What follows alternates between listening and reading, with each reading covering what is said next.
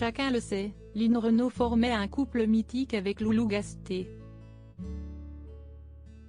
Le compositeur et l'actrice ont vécu une belle et longue histoire d'amour, de leur première rencontre vers la fin des années 40 à la mort de Loulou en 1995.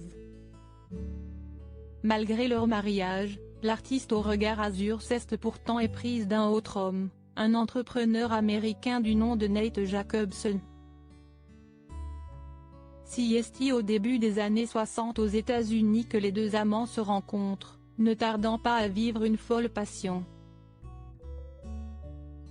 Il me subjuguait, c'était formidable, destructeur aussi. Plusieurs fois, j'ai voulu mettre un terme à cette relation et, plusieurs fois, il revenait et je succombais, se souvient Lynn Renaud dans les pages de Point de vue. Nate Jacobson est doté d'un charme fou, mais aussi d'un caractère colérique et d'un penchant pour l'alcool et les femmes. Tiraillée entre la passion qu'elle nourrit à l'égard de son amant et les excès de ce dernier, Lynn Renaud n'arrive pourtant jamais à partir. One more time, la supplie-t-il à chaque fois. Éprise, elle cède.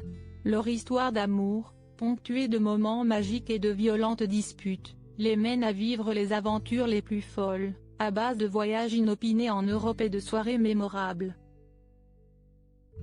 Loulou Gasté connaissait la liaison de Lynn Renaud. L'idylle prend fin en 1970, lorsque Lynn Renaud quitte les États-Unis pour retrouver la France. Des adieux déchirants auxquels a assisté Loulou Gasté, qui connaissait la liaison de sa femme. Je pleure, se souvient Lynn Renaud dans Point de vue. Je finis par trouver Nate et je lui fais mes adieux.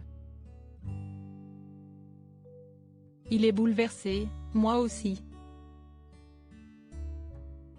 Loulou m'attend dans la voiture et me demande, tu l'aimes? Je lui dis que, s'il me repose la question, j'y répondrai. Il la répète. Je lui réponds, je ne l'aimais pas, je l'adore. Maintenant que tu sais, tu veux divorcer? Moi, je ne veux pas.